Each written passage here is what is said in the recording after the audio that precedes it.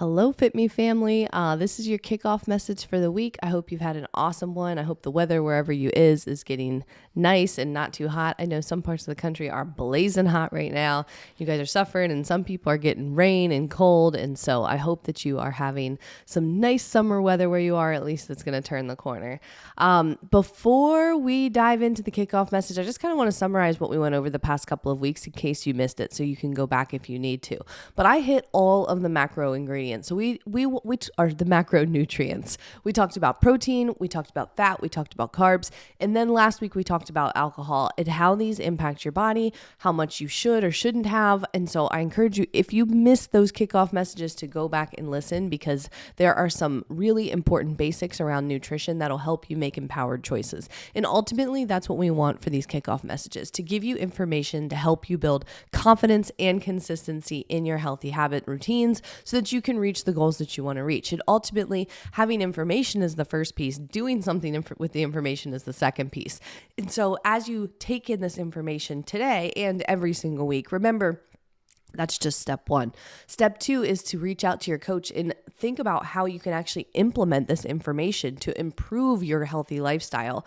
And even if it's just a very small thing, remember that a small thing done consistently over time adds up to a big thing. And so it might just be one small change. So for example, last week, say you took the message about alcohol and said, you know what, I'm going to use that strategy of decreasing my total number of drinks per week. And maybe that seems like a small thing because you didn't make any other changes, but you went from 10 drinks to 7 drinks now. Over time, you can imagine that 52 weeks out of the year, 52 times 3 is how many drinks you've decreased over the year. It adds up to be pretty substantial. So remember that little changes added up over time equal big changes. And today we are going to talk about one of the most accessible and doable things that you can have to create a healthy lifestyle, and that is walking. So whether or not your goal is body recomposition, right? You want more body muscle, you want less body fat, and you want to feel more toned, you want to feel better in your clothes, that would be a body composition goal. Weight loss goal, you want actually less weight on your body so that your joints feel better, that you feel lighter, you're able to do more. Or you have a health goal, or you just want to be stronger, you want to be more capable to do things you want to do in your life. Walking is a piece of this. And so let's talk about some of the benefits of walking as it relates to these goals. And so first off, walking is a great exercise. It's a low impact way for you to burn more calories throughout your day. You can actually vary how many calories you burn with walking because you can increase the pace, you can go uphill, you can add weight, and all of these things can impact how difficult walking is for you, which is why I kind of love it, because you can actually make it different based off of the day and how you feel, and you don't need any crazy equipment to do that.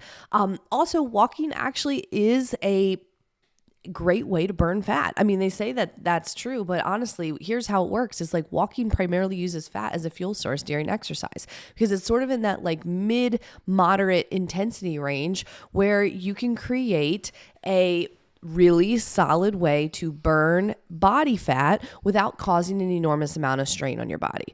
And guess what? We're preserving the gold that is muscle, right? Our bodies love to preserve muscle because we need that to have a healthy, happy metabolism. That's why we always talk about strength training. And when you do walking, it actually is a form of mild resistance training because you're pushing back against your body. So walking helps to maintain muscle mass and at the same time promotes fat loss. So it's kind of like a special exercise there. So regular walking can also just boost your metabolism. So when you think about metabolism, it's not like some mysterious thing. It's really the amount of calories that our body utilizes throughout the day. And if you think about it like that, well, how many calories does your body need to use throughout the day?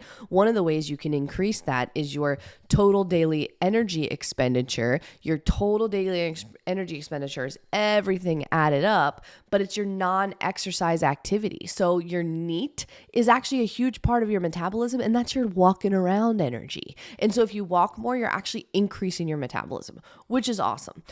The other reason that I love walking for most people is because it's sustainable and accessible, which means you don't need you don't need to access some fancy gym. You don't need to learn something complicated. You don't need to to work with a personal trainer. You literally can just walk outside of your door and start walking. You can do it by yourself. You can do it with friends. You can do it short. You can do it long. You can do it on vacay. You can do it on travel. You can do it at home. This is the most accessible thing you can do potentially for a healthy lifestyle. And again, if you have physical limitations that make walking inaccessible, well, then that would be the one reason that it's not. Right? But everybody else, if you don't have physical limitations, which actually stop you from walking, guess what? It's accessible to you, even if it's just a short distance. Another reason that I love walking is it's great for stress reduction. So you can actually bring down your stress levels through walking because our bodies, when we're stressed, we release cortisol, and that can contribute to weight gain actually and fat storage. But when we walk, we actually bring down that stress rate. So it kind of can double help. One, it can just feel good mentally. It kind of gives you that reset. But two, if it is bringing down your cortisol levels, it is actually going to impact your body. And then last is it's sustainable. It's sustainable. This is something that you could imagine that you're 80 years old and you're still getting up to go on your morning walk, right? That is the kind of lifestyle change we want to find because those are the ones that you can commit to doing over the long term. It's not this crazy boot camp routine that you're going to do for, 6 weeks and lose a bunch of weight and then you quit and you never go back. Walking is going to be a cornerstone of your healthy lifestyle forever. And so there's a lot of reasons why this is great for you. Now, a couple pro tips, because I've been walking a lot lately, so I can give you some pro tips. Number one, you need decent shoes. If you haven't invested in decent shoes, it's time. And depending on how much you walk in your shoes will be how often you need to get new shoes. So, I have heard from physical therapists who are very smarter than me, that if you are using your shoes every single day, then you need new ones every 3 to 4 months.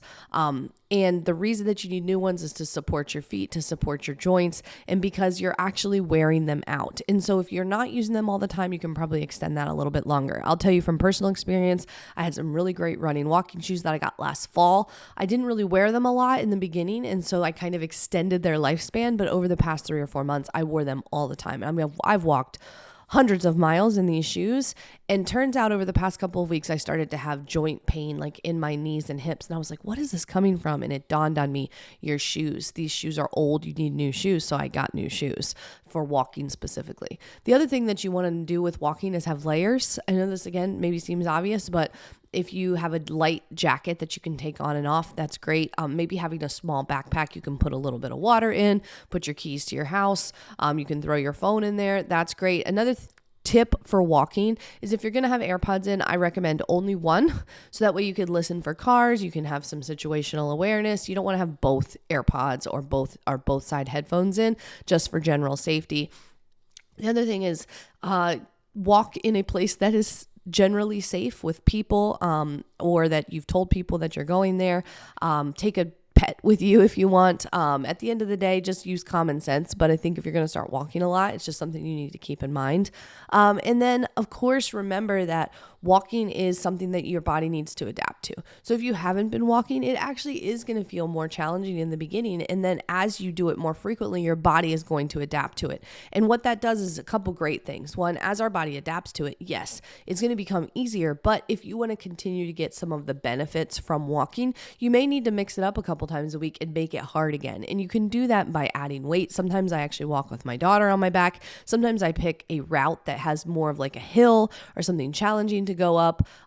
Or you could even just increase your pace, like I talked about at the beginning. All of those are ways that you can make walking more challenging, and you don't have to do it every time. But I would say, like, once your body adapts and it becomes easy, then go ahead and mix in some challenging times from time to time. But really the trick isn't just mixing it up or doing anything complicated. It's just getting out there and doing it. And I recommend starting with 30 minutes a day. If you can get out and do 30 minutes of walking every single day, and you are not doing that now, you are going to see absolutely benefits from doing this. You will feel better. Your body's going to feel better. You're going to see the body composition start to change just from this one thing alone. It actually works in reverse. I was chatting with a Fit Me coach about this the other day. If you went from walking all the time to all of a sudden not walking, it works in reverse. That's the fastest way to put on 5 pounds. You'll be like, what's going on? I have no idea what I did. You didn't do anything. You went from being active to being sedentary. That's what this is. And so when we talk about living an active lifestyle, it's not just going to the gym. In fact, I think going to the gym is more of like a bonus. It's building muscle. It's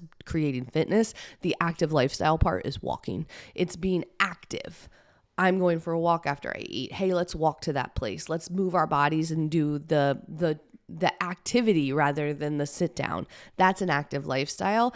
And so you can do this. This is something that every single person who's listening to this can do some version of this. And I want to encourage you to do it, because if you're not doing it, you are leaving something on the table that is critical to creating your healthy lifestyle. So 30 minutes a day is where I would start. If you can build up to an hour a day, how do you do it? It really just depends on the person, right? So some people do best with using reminders and doing very short 5 to 10 minute bursts. So maybe you're super busy at your desk, but you can take a break at the top of every hour, and you can go for a 5-minute walk. Awesome. You could add that up over the course of the day and really increase your overall movement. For me, I found that I do much better knocking it out in like a 1-hour chunk. I like to take the break, almost make an appointment with myself. So if my day is like call after call after call, I'll have an hour chunk where it's just walking. That's what I'm doing in that hour. And I'll just go for that 1-hour walk. I knock it out and I'm done. Does it matter how many steps? No.